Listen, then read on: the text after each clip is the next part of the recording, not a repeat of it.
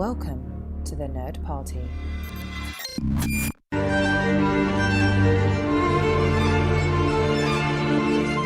Hello and welcome to the A24 project here in the Nerd Party Network. My name is Lee Hutchison, and Dallas King and I make our way through the A24 filmography and along the way bring you interviews with the talent involved in front of and behind the camera. Before we turn our attention to reviewing Civil War next week, our series of interviews with the cast of The Curse continues as we welcome Doug Montoya. Doug portrays Jeff Robinson, the leader of an improv comedy group who crosses paths with Nathan Fielder's character, Asher, who's been dispatched to the group to refine his comic delivery for the Fliplanthropy TV series. Join us as Doug shares his experience in improv comedy and theatre in Albuquerque, his involvement in The Curse, his experiences on the recent A24 film Love Lies Bleeding, the unfortunate news regarding Warner Brothers' cancellation of Coyote vs. Acme, a project he was part of, and much more. Thanks so much to Doug for joining me, and I hope you too will enjoy this interview.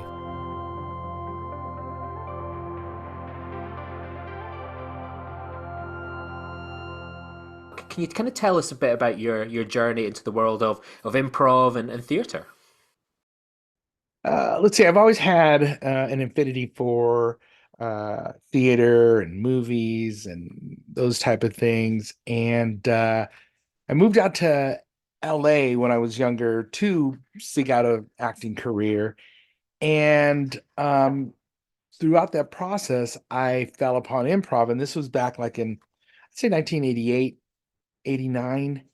Fell into a group of fellow actors who started doing improv, and I just had so much fun doing it. We became a house team over at the Ice House Comedy Club in Pasadena, and that's where I was mostly based out there. Uh, did improv for many years, and then just decided to take a break from just the whole entertainment thing, raise a family, have a beautiful kid, and moved out to Albuquerque. And slowly I just started getting interested back in improv. An improv theater opened, and did some improv there. And then it closed just a few years after it was open. So I decided that I would open up a venue so that we could continue to do improv in Albuquerque. And what is Albuquerque like to work in for comedy, theatre? Well, the industry has really blown up over the past, I would say, 10 years. Lots of filmmakers have latched onto the tax credits that New Mexico has, and they're pretty generous. Our governor at that time was very forward thinking and began offering these tax credits. Lots of movies started filming here, and to the extent that Netflix has a studio here in Albuquerque with probably 4 or 5 sound stages, and they're just growing. NBC Universal has moved here, and they've also started building sound stages. And so, and Albuquerque has become at least one of the top 3 places in America to make movies, in the country to make movies. Can you see it going into kind of similar vein to a place like Georgia? Like it was a place no one really thought of that was shooting there until kind of about a decade or so ago. And then now you see Marvel, Disney, all those kind of people seem to be making movies out there. I think everyone's got very familiar with that highway in Georgia right now. Yeah. And I would say a lot of the credit has to go to Vince Gilligan and the Breaking Bad series, and then the Better Call Saul series. It really put Albuquerque on the map. They developed such a great crew, and really, everybody's like, oh, well, crack and meth and but really, he never really portrayed Albuquerque as an awful place. He really romanticized it, I think. And we have lots of Breaking Bad tours here. We have lots of tourists coming in just to go see the different locations in the series, and Better Call Saul too. So yeah, it's really blown up. It's fantastic. You mentioned it, like you co-founded like the Box Performance Space, and it's become a real hub for sort of comedy improv in Albuquerque. what inspired you to kind of create such a venue, and how have you found it being able to like keep it going? Because, obviously the past years there's been things like COVID and the impact on that. How hard is that to keep something alive and flourishing? It was difficult during the COVID years. I had started directing a couple of children's plays because I wanted to have something to do with my son. And so I was directing a couple of plays. And at that point, I kind of felt like we needed a venue because theater venues were very expensive to rent. So we opened up our own venue, and then we had time in the evening. And so, having an improv background and having lots of friends that were doing improv, I invited them to, you know, take the stage in the evening after we did our children's performances. Now, the stage would maybe be, a fairy forest or, colorful balloons and those type of things because we were doing a kids show. So we were performing on these other little stages. Um, Fast forward, the children's theater has grown so large that we just can't do the shows. We couldn't do the shows at the box anymore. But the improv had grown as well. So we thought maybe we should just disconnect the two and we'll just do improv, focus on our training center, and we'll just move our children's theater out into larger venues. And so that's where we are now. Um, there isn't there isn't a lot of improv theaters except for us. A couple of places will try to open and we'll stay open for maybe a year or so. Um, but we really are the premier improv theater in Albuquerque. I would probably even say the state of New Mexico. So, Right. You've had like quite a lot of performers like Bob Odenkirk, Kevin McDonald, and so on. What's it like to bring people like that through the doors as well? um, it is strange because you're thinking like, what? How did I get to this place where these incredible comedians, improvisers are performing on the stage that we had built? And when I say we, I mean, I'm talking about my partner, Kristen Berg, who I couldn't have done any of this without all of her help and support. Um, but we will look at each other and we're like, I don't get it. I'm confused. What is our life? We just talked about Odenkirk. What? Um, but Bob is just an incredibly generous, funny, intelligent comedian. Um, so the story is that he heard about the improv theater while shooting Better Call Saul, and so he snuck in. He came in, and he just watched the show and left, and then like later that week, he contacted us and asked if we would allow him to come and do improv with us. And so I think that was a testament to our improvisers that he felt that they were good enough for him to perform with. And since then, he's done so many things for our children's theater. He's had a number of fundraising events with Ray Seahorn and Patrick Fabian, Jonathan Banks. Um, and it's been just incredible that he would donate his time, his efforts to our children's theater. And one of the things that he said before is like it's some really good improv. It's probably some of the finest improv in the country, and he knows improv. He's from Chicago to Los Angeles. He knows what he's talking about. So it's really quite an honor. You've touched on it, like is it the kind of the cardboard kind of playhouse theater? Would that be sort of your kind of children's sort of theater? Yeah. Yes. Like you've obviously kind of got, you wear a lot of hats there as well, like in addition to being the co-artistic director, producer, set designer, and so many more. Kind of what's been that experience like to be a bit of a jack of all trades for something like that? Well, it's maddening. Sometimes I'm just always dropping balls and trying to pick things up and get things moving. And it's a lot of hours, lots and lots of hours, lots of frustration. But it's worth it.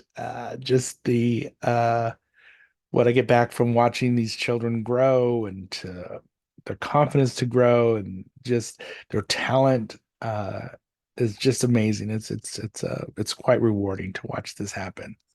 Fantastic. Fantastic. And obviously, yourself, you've appeared in a range of film and TV over the years as well. For what would you kind of recommend people seek out if their first introduction to you was The Curse? As far as like my body of work, Yeah. um, well, I've done quite a few like day players jobs. I've been on Roswell. I've been a singing zombie in Daybreakers. Let's see, Better Call Saul. So those are some of the things that you might see me in. And I've had a few larger roles. Kind of there's a Hallmark type of movie called My Best Friend's Wedding Planner, that I had a really great part, but it landed right in the middle of COVID. So it was such a large, it was like one of the biggest parts that I'd actually um had landed. And it was like a week long shoot, several scenes, and the director, because you got to like roll with the punches and try to figure things out. He said, okay, well, maybe I'm gonna take a couple of these scenes and I'll just have you be on the telephone. So we won't have to put two people together in this whole COVID situation. So then I was like, okay, cool. So they reduced it from a week to 3 days. Then it went from 3 days to 2 days. And then it went to just one day. And all of my scenes were on a telephone with the other actors. And we only had one scene that we shot where we were all together for one scene, but and it was outside and those type of things. So um kudos to him for figuring out how to roll with the punches. But for me, I was like, well, okay, I just got one day usually, but it was supposed to be a whole week. But that was good. What else? Besides that, I also wrote and directed a film called Third Act, which I'm really proud of. We're still trying to figure out where it's going to land. It's been through a few film festivals, and I was honored to receive Best Screenplay at the Las Cruces International Film Festival, and it won a couple of Best Pictures at some other theater festivals. And it's a fun movie, and at some point it's going to be out there for people to watch. I'm just not sure where. Nice. I'll look forward to that. So, when did you become first aware of the opportunity to be part of the curse? Because the role of Jeff Robinson, if after our brief conversation already, this is a character that's a professional business improv comic, seems incredibly tailor-made to you. Did you become aware of the curse, or did they become aware of you first? um the first inkling that I had of the curse was when I auditioned for, I believe, the Fernando role. I auditioned for a few of those other roles before Jeff Robinson. I auditioned for Fernando. I think Vic, he was the one that bought one of the first houses, I think. So I auditioned for at least three other roles. And um, it took some time because I think that because they would with television, they'll audition, they'll film, they'll audition, they'll film. And so it's like, well, I guess I didn't get those. And then um I got this, my agent called and she goes, oh my God, this is perfect. This is it. So I got an 8-page set of sides that they needed me to do a self tape for. And it was a lot. It was so much. And I was like, I got it. I'm gonna, memorize all these lines, 8 pages of dialogue. I could have just read it if I wanted to, but I was like, no, I'm gonna memorize this and try to do the best that I can. Um, and my agent, she is just such a great agent. Anybody represented by her is so fortunate. She takes a real hands-on approach. It's like she is just on the border of managing and agents and being an agent at the same time. And she insisted that in my slate, because in our slate, a slate is what you include as in addition to your audition. So your slate is going to just be your name, your height, um, And during COVID, they were like, where are you right now at this moment? Are you in Albuquerque? Right. And this was done locally. This was a local casting agent. And um, so they were looking for people local because I think on a production end, it's it's more cost effective because they don't have to fly anybody out, they don't have to put anybody up in rooms, they don't have to do per diem and stuff like that. But I'm not really sure about this, but they may also get additional tax credits sometimes. I don't think that's exactly true, but that could be the case. Anyway, um, I got the audition, and she was insisting that in my slate that she's like, you're going to say this. My name is Doug Montoya. I'm standing here in my improv theater doing this audition right now. So I said, okay. So I sent that along with my audition. Um, I was really, I did have a feeling, not to sound too boastful. I said, I have a feeling I might get a call back. I had just an inkling that I might get a call back.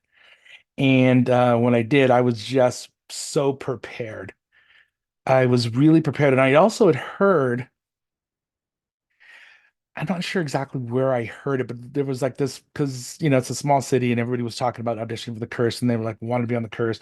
And they were talking about how it's really a very realistic kind of casting. They're looking for like real people, is what the get what was going around. So I also understood that. So I got my call back, and the casting director, who besides my agent, I really have to credit this casting director with me landing this role. Was that Jennifer Vanendette, was it? I don't, she was not her, Angelique Midthunder. She was on the callback with me, and she was the local casting director here in Albuquerque. And I can still remember her coming on the Zoom for the callback, and and I've auditioned for her so many times. And so I was just, it's very busy to kind of get things going. She's, hey, Doug, how's it going? Great. Thank you. Let's do great job. Good luck, and those kind of things. But I just remember her like looking at me in the camera saying, Doug, they don't want actors. I was like, I got you, because don't listen to me. They want real people. Okay. Got it. No acting. I was like, oh God, okay, got it. And I had prepared myself to not do any type of acting. I've had a number of commercials for like corporations and those type of things, and they don't want actors, they want real people. And one of the questions is always asked, like, what is your hobby and what do you do in your free time and these type of things. And inevitably, as an actor, you're like, well, I like movies, I like being in plays, I like doing theater, I like going. That is like the conversation. It's like, well, I just ruined that audition by not being a real person. Um, so I had prepared myself for this, and I was like, to the point that I had decided that I would find like a fake hobby. So I went on YouTube and I learned how to do like felting and how to make candy, like little felt animals, and I would keep them by my computer. Like, oh, I do these little things. I make these little things in my spare time. I love doing this. It's very, zen and those type of things. So I was ready for that type of thing. Um, so um, Nathan and Benny were on the call, on the Zoom call there, and they said, "Great, let's just get right into it." And I had decided that I would just try to tone it down a lot, and did the first audition, the first scene, and it was great. It was good. And for them, I think they were still like, okay, well, that's a little much. I could tell they're like, oh, that was great. That was really good. Could you just do it one more time and really just throw it away? And I had prepared mentally to do that. I was like, I'm gonna really throw it away. And I did. There was really a big difference between my first audition and the second one. And so I think that really played into my favor. I was like, I'm just gonna just be a teacher. And they said that was great, good job, that was funny. And So after that, they were kind of talking. So you're in your theater right now? Because I was in the theater. That's usually where I do my self tapes. And they said, so have you ever had awkward? Because the scene's so awkward. It's so awkward. It's really hard not to like try to punch any of those awkward lines and just brilliant. It was so funny. And it was, it was really hard not to like try to like be silly with this dialogue. But they were like, have you ever been in an awkward situation like this where you were you were doing classes, things got a little weird? I was like, well, yeah, as a matter of fact. I was doing an improv class for a bunch of fifth graders at a school, and I don't think they're going to invite me back. And they said, oh, what are you talking about this? So I told them the interaction that I had. I was trying to talk to them about comedy and how there's some mathematics to comedy. Comedy comes in threes and those type of things. And I was trying to explain that comedy is really tragic us time. And so the teacher's like taking in the conversation. I'm talking to the kids. So basically, if something bad happens now, it won't be funny right now, but with some time, it might become funny. So comedy plus tragedy equals time. And sometimes there's like, you'll hear people say, "Oh, that's too soon, too soon." That type of thing happens sometimes. So there's not enough time that happened in order for it to be happening. So that I gave an example. I said, so let me give you an example. So knock, knock. And all the kids said, who's there? And I said, 9/11. And I could already see the teacher like, oh no, what is good? I said, they're 9/11 who? And I said, oh, I thought you guys said you never forget. That's brilliant. Benny and Nathan laughed so hard that they both went out of the screen laughing at that. Because it was awkward. I was like, it was, yeah, maybe they're not going to call me back to teach any more improv classes for that class. But that's another one I think that maybe helped me secure this role because definitely I'd already been in an awkward situation like this before. So That's brilliant. So obviously you mentioned Nathan Fielder and Betty Safdie. How kind of familiar were you with their kind of work prior, especially Nathan, who's a comedy genius in my yeah, I was not familiar with Nathan as like I didn't put two and two together because I'd already watched Nathan for You and love it was so funny, but I didn't put that together. And then after I think it was my callback that I was like, wait a minute, oh man, I love that guy. He's hilarious. And then um the rehearsal was like right around that time. I was like, well, maybe I should watch the rehearsal to get an idea. I think I'd already booked the role at that point. And I was just like, oh man, I am a part of something that's going to be really great. I'm so excited. Because the rehearsal was just so weird, right? Was it? Did you see the Yeah, rehearsal, right? I saw it. Yeah, I really enjoyed it. Like, you could tell almost at the beginning, it was like there's this kind of pre-COVID version where it was like it was going to be maybe kind of like episodic, maybe similar to Nathan for You, different sketches. Then they were like kind of similar to your experience of like, oh, something horrible's happened in the world. What do we do within the confines of one space and go with that? Like you can see the two different versions of the rehearsal quite clearly, I think, which is always quite fascinating to me. Absolutely, yeah. And so I was just so excited to be a part of it at this point. I will say that when I got my sides or my booking, when I get my call sheet, I was supposed to be in episode 7 and episode 10, the final episode, episode 10. And I was really super excited about that. I was like, wait, this is a confrontation that's happening in the very last episode. I am definitely feeling good that there might be a season 2 and I might be asked back. I'm so excited about that. That's not what happened. Um, so when it shifted, like on my IMDb, I noticed that it was like, wait a minute, now I'm not in. But it never said that I wasn't in episode 10. It still said I was in episode 10. But I think it was all part of the bait and switch of people thinking that, oh, maybe you're going to be in the last episode, but no, that did not happen, obviously. So, I can imagine it. Jeff's floating in space and just like, oh hi Asher, let's come on, let's work on that joke. We've got no one around that's going to be offended now. right, yeah.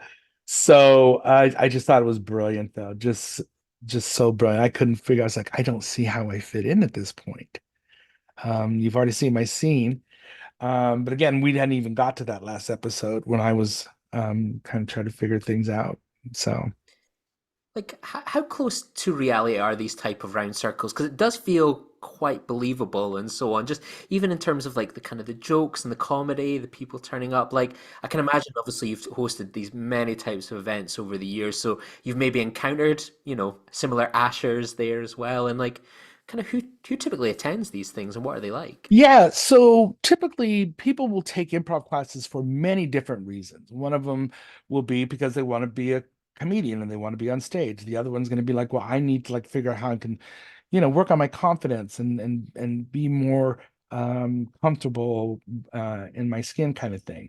Another is just it's just a social thing. They want to be a part of a social community like bowling or softball or something like that. It's like this is just kind of like my community that I'm in. Some people are taking it because they have to, because their company has said, hey, look, you need to figure out how you're going to be able to improvise with clients and these type of things. So you got your lawyers, your doctors, your your car salesmen, these type of things that are taking improv to help them move up in their career type of things. You get so many different people. And then you do get some people that think that they're funny and don't recognize that that is the thing that kills improv more than anything, is thinking that you're funny or trying to be funny is just the worst. So, and I would say that I did have a bit of insight to what was happening with the casting, because a lot of the improvisers that come in and out of the theater were getting auditions for those people, all of them.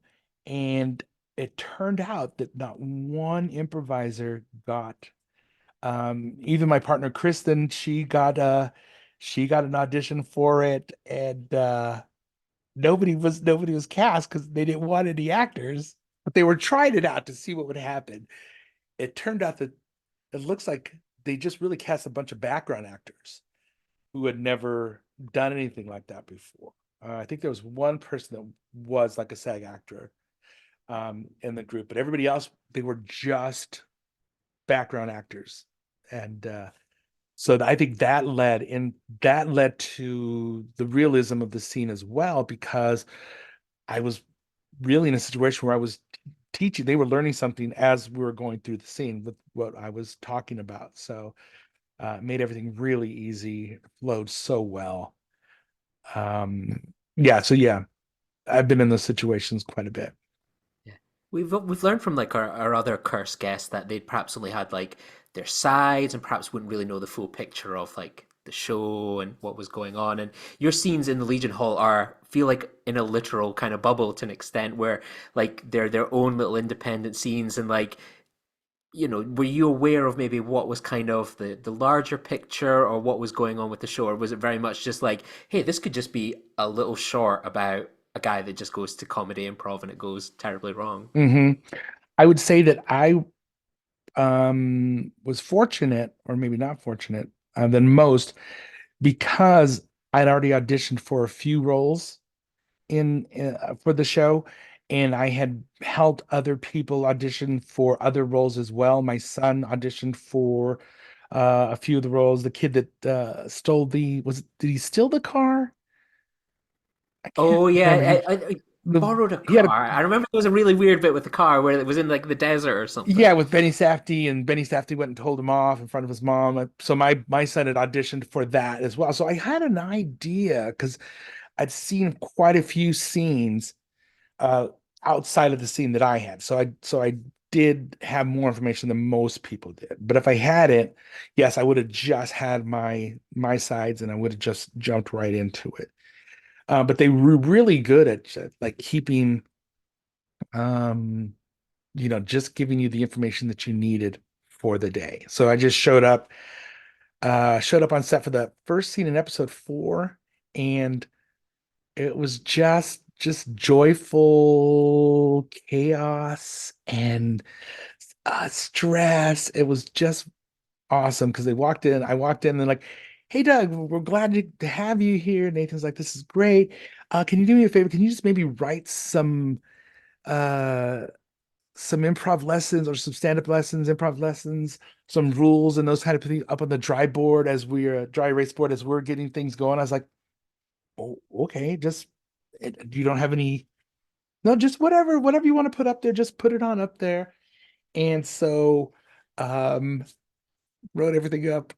Just started, I was like, well, okay, I'm just gonna just start writing some rules, try not to be funny, uh, don't negate those kind of things that we try to teach. I can't really even remember what some of them are, but I did see some comments in a Reddit feed that said that Asher had violated all the rules that were on the board. Oh, incredible. I'm gonna have to go back and watch that. Yeah, I was like, oh, that's funny. I didn't realize that. Like it was planned. Like it was planned. What was funny is like, so we're getting ready to start, and Asher's like, not Asher, I'm so sorry, Nathan. Nathan's like, oh, these are great. You know what would be better is if instead of this word, it was like business or something. What if we just change it to a different word? So we erased it, but it wasn't really a dry erase board. The set decorator had taken, I don't know what it was. Was it a dry erase? And made it look like it was a dry erase board that had been used many times over. So it was paint, and there wasn't dry erase. So when we erased it, it erased the paint. So we're like, oh no. So then the set decorator had left, and it was like, oh no, how now it's so obvious that this is not a dry erase board. So I kind of stepped in and said, well, maybe if I just filled in the word and made it look like the writing is taking up all this space here. So that was funny. That was a funny situation that happened there. But again, it was just like we were just going. And it was so nice, and I knew that I was coming back for another day. So that was great. And did that extend into the sort of scenes themselves, like, like to make it truly like feeling like an improvisation? Like I wonder almost, is it like that Curb Your Enthusiasm style approach of like, right, we've got this guy with a micro penis, we need you to get from A to kind of B, of like that it's going to be a really uncomfortable joke about a micro penis that we're going to try and work on here, or is it one of those ones where it's just like complete improvisation from everyone? Um, I would say that everything that you see in the episodes is pretty much verbatim of the script, but there was a lot of improv. Um, there was quite a bit of improv that occurred, but none of it, I don't think any of it translated into the episode, except for one scene that was like the last scene after Asher had gotten so pissed off at me for just being just the worst. And that scene, I think that was the only improvised scene that made it into the series. Benny was just it was so much fun because we did it straight from the scene. He was like, you know what? I told you I didn't want to do that. And I was like, well, maybe we can get you in a different class next, that kind of thing. So we did it verbatim. Then Benny was coming in. He's like, oh, it'd be funny. Tell him this instead. He was talking to Nathan. So, tell him this instead. And it just slowly got to that scene that's in the series where he's like, if you were funny, you'd have your own YouTube channel. I don't think I even heard him say that in on the day. I heard it on the episode. And I was like, oh, that was very funny. But I didn't hear him at the moment because I was, we were, improvising, and I just remember him being just way over the top. And I was like, dude, you just need to chill out, Yeah. you need to It was calm one of the few moments down. that Asher really rages like so early on. Like you feel it's just bubbled off, and it's just this poor guy that really gets the brunt of it. Yeah, and that was probably one of the last scenes. That's when Benny was like, dude, really just let him have it. Just let him, just tell him off so bad. Because the first one he was being very like, I didn't really appreciate that. That wasn't very cool. And he just left. Okay, fine, I'll try it. Those type of things. But in the very last one, he was just so over the top. And I was like, oh man, dude, God, you gotta be so mean about this, that kind of thing. But so that was improvised. But everything else, especially just that longer scene with the micro penis, that was pretty much that might have even been the first take, I think. I'm not sure, but it might have been probably one of the very first takes.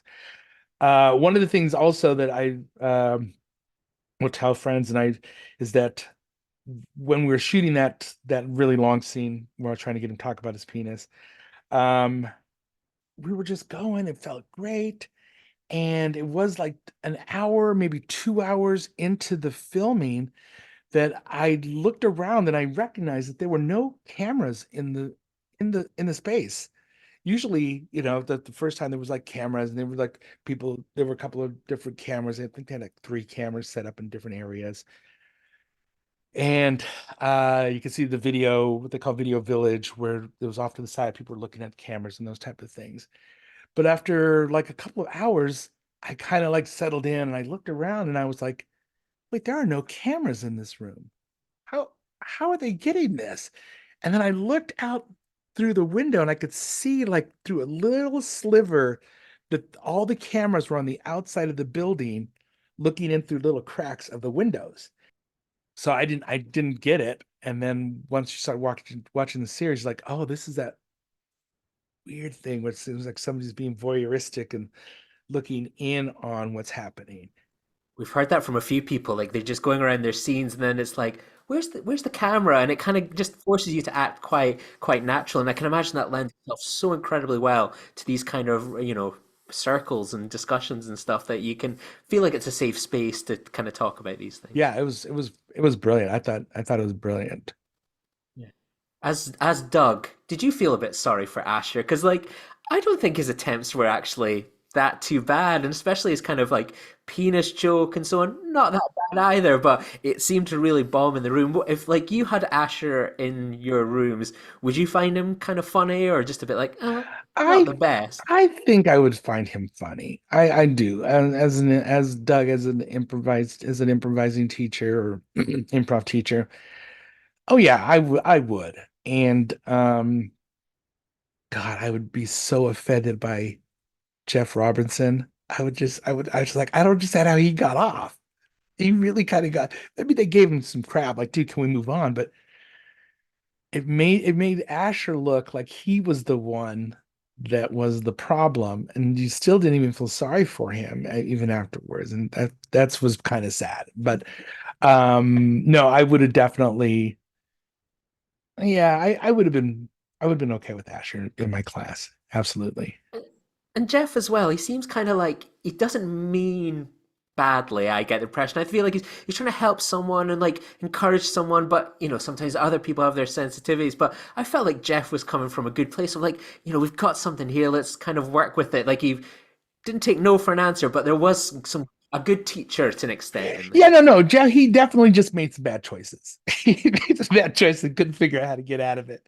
Um, but no, I don't think it came from a place of being like mean or anything like that. I think he just was trying to like work a joke here. It's like, okay, no, it's gonna land. Trust me, trust me. And I feel like one of the things with improv is like if you're trying to get people to like trust you with a joke, then maybe you need to like just move on. But I think it's almost impossible at that point. It's like, no, it'll land. Watch, let's try it this way.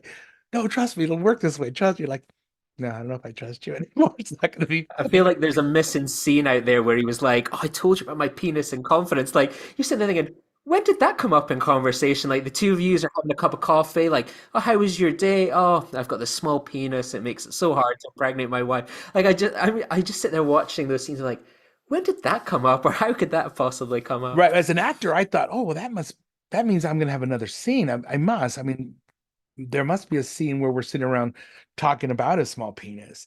But I think because it's Nathan Fielder and he really knows how to just get to the meat of the joke, it's like we don't need that. We're just gonna just talk about it. So, as we were talking to a few friends, about the cast, about the curse, not the cast, the curse. I was like, man, how did they make that tiny little penis? Because it was looked so real. And then a friend of mine said, no, that was a real penis. I was like, no, it was a micro penis. Goes, do you remember when there was a casting call for looking for someone with a tiny penis, and they were going to pay him $800? And I just remember like, oh, that's right. I remember typing it like, well, I have a really small penis and I wouldn't mind having $800 type of thing. It's like, that's right. It was right around the same time. So they were looking for somebody that had a micro penis um throughout the casting boards and those type of things on Do you Facebook. think it was something that was like the actual penis on the day, or do you think they just like a sculpt of one or I something? don't know what to think now because now I was like, oh yes, I do remember because like it was like a background acting um board where they were looking for because every once in a while you'll see like we're looking for a stand-in or we're looking for extras for this kind of thing. And I do remember commenting saying, oh hello, haha, LOL. Maybe I can send you a picture of my penis type of thing. Imagine the Zoom calls for that one. Like Nathan and Benny are just sitting on it, just going, "Yeah, yeah, that looks fine. Yeah, like, have you got like a ruler you can measure it against and so on?" Right, because it was real tiny. It was a little teeny tiny one. Yeah. We've obviously spoken about it. Jeff's got his pros and he's got his cons, but one thing that is really good as him as like as teacher in an extent is that he's really good at picking up on like the trends in comedy and like there's that second scene where there's kind of like there is that time of people can be offended of things or people can maybe be quite sensitive, maybe rightly or wrongly. Like obviously you've been involved in this kind of the comedy world for so long. How have you seen it kind of evolve in the comedy the comedic industry over the years, and sensitivity perhaps evolve, and has that been a challenge, or is this actually maybe a good thing to an extent? I think it has become a challenge. And I think like even just as comedians and when just general, like right now, I'm like, okay, well, let me make sure I say the right thing because I don't want to get canceled. Right. And I do feel like people are more sensitive. But I think that is warranted because maybe we should be more sensitive. Um, to what we're making fun of, where we're trying to make people, what jokes we're trying to make people laugh at. Um, and I think that people have really kind of gone over to a point where they make fun of themselves a lot now. And I think that was one of the things that in the curse we talked about, making fun of yourself, self-deprecation. It's so much easier because if you start making jokes about something that you really shouldn't be making, doesn't have anything to do with you, but you're making jokes, then seems like it's bullying. It does seem like it's what we refer to now as punching down. So there's a lot that terminology is quite um, uh, evident now in comedy. We want to punch up, we don't want to punch down, those type of things. But it is, I think people are very sensitive now, and you really have to think you have to be more intelligent with your humor, I think is where that goes. And that's one thing that we find that we take a lot of pride in is that here at the box when we're doing improv, we really try to improvise at the height of our intelligence. We try desperately not to just be just like, say something that is going to just be for the joke to make people laugh. Because it might just not be appropriate. So yeah. Fascinating. So what was your initial reaction upon watching the Curse for the first time as it started at the end of last year? Uh-huh. I was like, I don't, I'm so confused by this. What is happening? It was, I was like, this is going to be difficult to watch. Like those first couple of episodes, that sex scene between Nathan and Emma Stone were just so painful to watch. Yeah.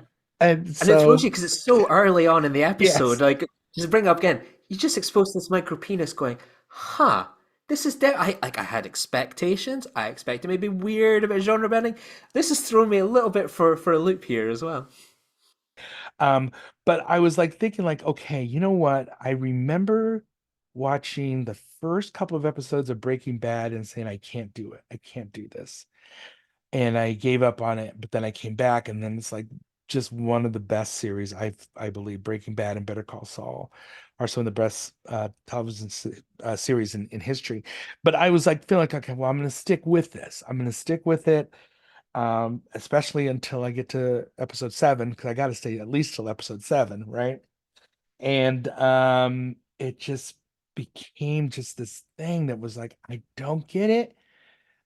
And I, after listening to a couple of interviews with Benny Safdie, is like, I think that's what they wanted you to do. They said, we're not going to tell you how to feel about this, and we're not going to like just spoon feed you this series. You're going to have to decide what it is and how you feel about it. Um, it was, I think, one of the very first things that just really was so jarring was when they were in some woman's house. I think we even saw this woman again, but they were having an argument outside the window, and it looked just like probably my mom's house with like shampoo and books and pencils up on the window ledge there, and the woman was sitting on the couch. And the camera was like dolling past her. And when it got to like her, she looked right at the camera. She looked right into the camera. And then it just kept going. I was like, what was that? Why did she look at the camera? And it was so jarring. I was like, I don't know what this is. And then that's when I started recognizing, like, well, sometimes they're shooting it in a very traditional scene. And then sometimes it's like this voice, like there's somebody watching the scene from the outside, like eavesdropping in on them.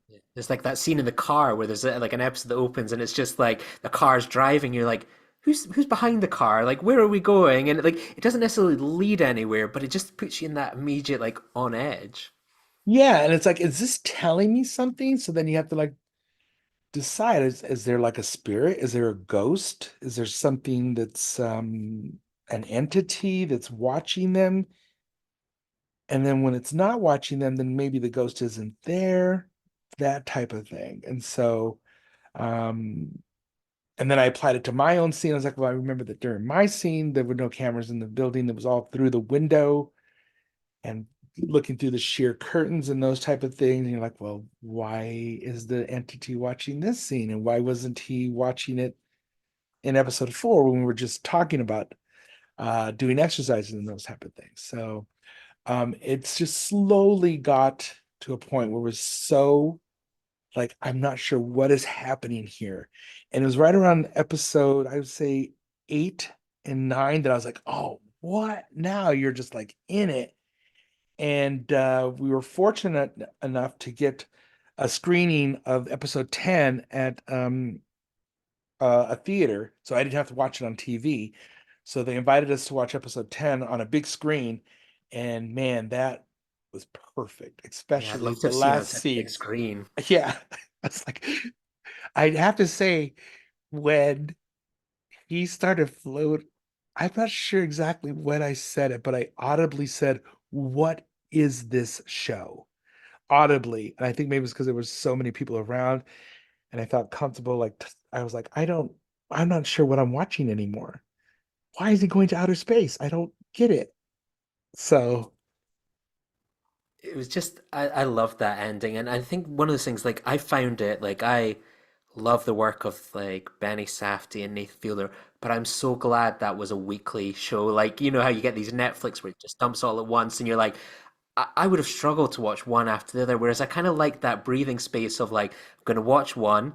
I don't really know where this is going. I feel a bit uncomfortable. I love how it's provoking these really strong feelings in me and I'll see it again next week when I've just had a bit of a chance to breathe and because there's only so much of that intensity all the time and I've spoken about it with people as well where there's like there's almost that character that's got the gun and you're like when's the gun going to go off something's going to go off with the gun and like everything feels like oh this scene's maybe about something or something bad's going to happen when's it going to happen? And it just keeps you on that constant edge where it's like, it was just so nice to have that breathing space between to really reflect on it and just enjoy being put in that kind of position, which is just, it's so rare, especially when you're watching something at home, isn't it? Like, it's so easy to have your phone or things like that and watch it passively. That felt like you were being really taken on a ride and journey, which I loved. Yeah, I mean, I like that. I like the way you approach that because I did. I think it did give you some time to take a breath and just be like, okay, all right, now I'm ready to take in the next episode. So yeah, I do think that was something that was good about it, is it being released weekly. For you as like a New Mexico resident, what was it like for you? Some of like the themes that were being brought up and kind of the kind of representation. What was that like for you? I would say that where I'm from, Albuquerque is a, it's a mid-sized city, somewhere just around Denver, LA, those type of things. It's not as rural as Espanola, but on the outskirts of Albuquerque, it does get a little more rural as you go out. But I thought it portrayed it really well. I mean, a lot of people uh around grew up in Espanola and like, oh yeah, that was Espanola. That was it. So, and it was interesting that they were building these real modern houses in such, you know, a rural community. Those buildings, they just stuck out like sore thumbs, like they didn't belong there. They might have belonged here in Albuquerque, but um yeah, I think it portrayed Espanola very well. I wonder if there'll be future tours of Espanola after the Breaking Bad, the Better Call Saul. Everyone's going around visiting these passive homes, Legion halls, jean shops. Yeah, Espanol is a little further away from Albuquerque. I was very lucky that my scene didn't film in Espanola. I filmed in Santa Fe, so it was just a few hours, just like an hour away from Albuquerque. So that was lucky for me. I was like, ah, all the way to Espanola. So, Nice. Obviously, this was kind of a production by A24. Do you have any sort of favorite A24 films or shows? gosh, I really love a lot of their shows. Their shows are always so provocative. Um, they're the kind of show that you can watch without like having to watch your telephone at the same time type of thing. I can't remember the first A24 show that I watched. I think Gyllenhaal was in it. And I was like, what is this movie? And it was like one of the very first A24 Enemy. films. Yeah, Yeah, with the yes, spider. yes, with the spider. I was like, this show is fascinating. And I was as an actor, sadly, I had a role in the latest A24 film. That's the Love Lies Bleeding. That was also filmed here in Albuquerque. And uh I was cut from the movie, but I got such a sweet email from the director, Rose Glass. And I did not ever expect to get an email from somebody saying, "Hey, you were really good, and sadly we had to cut you from the film. Good luck in, all your other endeavors."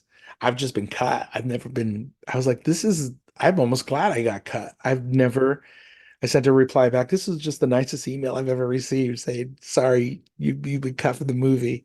But We've definitely got to dive into this. Like, tell us a little bit about your role and experience on Love Lies Bleeding. Like, it's recently got to see it as the Glasgow Film Festival for like opening nights, and I really loved it. Like, I'm a big Rose Glass fan. Like Saint Maud, I don't know if you've seen that one. I Was just haven't, no. their first film, and yeah, the cast was excellent. Can you tell us a little bit about your experience and role in that? Yeah, so this was another movie filmed during COVID, and it was really rough. I feel like good. I mean, kudos to these guys making movies during COVID. We were all masked. There's COVID protocol. There's just it's just so hard to make a movie with masks and all that type of stuff. Um, but we were in the Chinese restaurant, and I guess there's like a film and I haven't seen it yet. But the funny thing is they were moving really fast, and they did a rehearsal, and uh I think at some point, because they were moving so quickly, the second AD, they'd already their thing they were he was managing me. It's like, okay, here, Doug, you'll be here, you're gonna enter from over here, and then you'll exit through here, kind of thing. And basically I was just supposed to come by and just be an awful person to this table. And I said I was like, you fucking dykes or something like that as I walked by the table. And then they're like, what? And it was supposed to be like, just forget him, don't worry about him, ignore it, kind of thing. So they were going through the rehearsal, and I think they must have forgotten that I was supposed to come in and unleash this tirade on them. So I had to step over a couple of cables, work my way through some extras, and I walked up the table and I was like, you fucking dykes. And I walked off, and they became so offended. Even Rose Glass was like, wait a minute, what the fuck? What what happened? That was so, I was like, and then they're like, oh, that's part of the script. That's right. I forgot. He's supposed to do that. They're like, Doug, good job. That was good. Good job, Doug. Thank you. We'd forgotten that you were coming in to do this part. We were just working on this kind of thing. And I think that at that point, because everything was focused on that conversation, that somehow my interjection kind of just kept getting pushed back, kind of thing. And I realized that at one point, because one of the things they'll do is they'll do coverage of your line and those type of thing. And I was realizing, I was like, I'm not sure they're getting any coverage of me at this point. And then they started getting coverage of like the sriracha and the soy sauce. And I thought, okay, I'm probably not going to be. I think I'm probably going to be cut from this scene. I And know the exact scene you're describing because it's so early on in the film and so on, and uh-huh. yeah, a real kind of point that's kind of inflection point that's coming up. So I'd love to have seen you in that one. I would have been definitely if having watched The Curse before it, I'd have been sat in the cinema and just been like, I recognize that guy. That's Jeff Robinson. That's the He knows guy. he's such a homophobe. Yeah. And it was, you kind of like, at some point, you're like, yeah, maybe I didn't make the cut. That's probably for the best. Because I do work with kids, and I have to always take that into consideration whenever I accept a role. I did get an audition for that Netflix show. Gosh, what was the name of that show? I can't remember. It was like some raucous show that took place in Las Vegas, and I was supposed to Was it be, beef? no, it wasn't beef. Um, but I was supposed to be in a male strip club, and I was just being so obnoxious and just handling these naked men. And I was like, oh, I can't do this audition. I can't even do this. That's just, no. The casting director's like, well, okay, we get it. Yeah, that's fine. You don't have to do this audition. So yeah, so I had to be very careful. I know it was her birthday yesterday, so it feels opportune to ask. But what was it like to work with like Kristen Stewart? Like we're big fans of her on the podcast, and she's just an incredible talent. And like Love Lies Bleeding, she was when you get the chance to see it, I thought she was a comic genius in that film. Uh-huh. I would just have to agree with you. She was just a joy. Everybody in that cast was so nice and friendly, and they were just welcoming, even though we had to, like, talk with masks and stuff like that.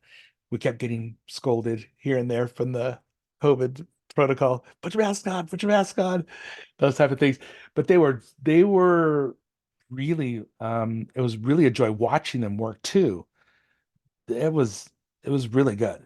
Yeah, and you can kind of see it like when I watched that film, like it was my first introduction to Katie O'Brien, and like you watch that and you go, oh, she's got star potential, like she's going to go on to big things. And I think I saw some news recently that she's just been cast in some newer exciting project. I can't remember what it was. Maybe, yeah, my Now, mistake wasn't on that. she was in The Mandalorian? Am Yeah, I she not? was in Star Wars. Yeah, that much I'd heard, and I'd heard her casting was really unique. That she, like they were putting up, they couldn't find anyone for that role. Someone put up on Twitter like, "We are looking for someone to like fill this role," and she tweeted them going, what about me? And one thing led to another, which was amazing, and it was Mission Impossible 8. That's what she's going to be Okay. starring in now. Okay. So she's definitely on a career trajectory. Yeah, they were all just so nice, welcome. They had a really good chemistry. Kristen and Dave Franco and her. Katie was very welcoming. She was you could tell she was genuinely like, "What do you do here? You're here now. You live in Albuquerque. What's there to do around here? Those type of things." And they were all very nice. Yeah. What's kind of next for yourself? What's on the horizon we can look forward to maybe? Right now, nothing, except for my movie Third Act, which, like I said, we're still trying to figure out a home for that. I don't think I have anything coming out. Sadly, I was in Coyote versus Acme, which is Oh, another geez, that was a disgrace. Absolutely. Yeah. sad, sad situation. It was such a lovely project to work on. And so, if Coyote versus Acme does come out, then look for me there. That was a very fun set. I'd never worked on something like that. So with the What's that been like to be in the whirlwind of that? Because it's been like a film that would have come out, people would have enjoyed, but what was it like to be? It's like a film that was like, for a lot of people, they'd been pissed off before, but that one was one where it was like, this has gone too far. Like there was so much like good buzz about that film as well, and it's not like you could look at it and go, oh, it was probably going to be a bit rubbish anyway, whatever. Like with that one, it was like people would have gone to see that. People would have enjoyed it. It's family films, films like that have done so well lately. Like I've really felt for everyone involved in that. Yeah, it was a little heartbreaking because, I've been fortunate enough to work on projects that I was a fan of, first and foremost. Um, like I've become a fan of The Curse and Nathan Fielder and Emma Stone and Benny Staffy. Um, I'm such a fan of Better Call Saul, and to have worked on that project and to audition for um as many times as I did, and auditioning, I auditioned for Vince Gilligan a couple of times, and he's just so gracious and kind. But this one was heartbreaking in that I remember when I got my call sheet, um, I cried a little bit because I was on a call sheet with Bugs Bunny and and Ed Tweebird and Porky Pig, and I was like, "Is this real? Am I really on the same call sheet as Bugs Bunny?" And Daffy Duck, I can't forget Daffy Duck. But and then it didn't come out, and I was like, oh, that was going to be such a great project. Was We did a Zoom read through, um, and everybody was so amazing. Just because I got to, you don't rarely in a movie you don't get to do a whole read through of the film, but with this one they did. So we all got together on a Zoom call and we did an entire read through of the film. And afterwards, I just remember feeling like, wow, this is going to be good. This is going to be a funny movie. It's going to be touching. It's great. It was a great movie. And then I had a lot of friends. My son was also cast in the film. My partner was also cast in the film. And so we were all excited about going to the red carpet and seeing all of us on the big screen in this movie that, it has a following. And I don't know. I just feel like Looney Tunes, Warner has done so much for Warner Brothers. It's like cornerstone of Warner Brothers. And like, how can you just I mean, not disregard, discard something that really is a part of who you are? So, I'm sorry yeah. to hear that and stuff like, and it's just it sums up a lot of the problems with the industry right now. Uh-huh. Just yeah, I was gutted to hear about that one. And kind of finally, if people wanted to kind of keep up to date with any sort of news or anything like that, where's the best kind of places to follow you, Doug? Well, I'm sure that I have an Instagram account, and everything that I do is Box Doug, and I spell Doug like Dig Dug, so D-U-G, so Boxdug. I have an Instagram account, I have Facebook account. And then, if anybody's ever in Albuquerque, they want to come by the box. We're right on the corner of Second and Gold, downtown Albuquerque. According to Bob Odenkirk, some of the best improv in the country. So you want to Come out and check that out. You won't be disappointed. You will have a really great time. Well, it's been an absolute pleasure to talk with you, Doug, and all that sort of stuff. You were one of the highlights of the show for me and all that sort of stuff. And I just really appreciate you giving up so much of your time to chat with me today. Thank you so much. You are so welcome. Before I go, I do want to give a really big shout out to my partner, Kristen Berg, my agent, Carissa Mitchell, and all the incredible casting directors here in Albuquerque that make things happen for all the actors here in Albuquerque. So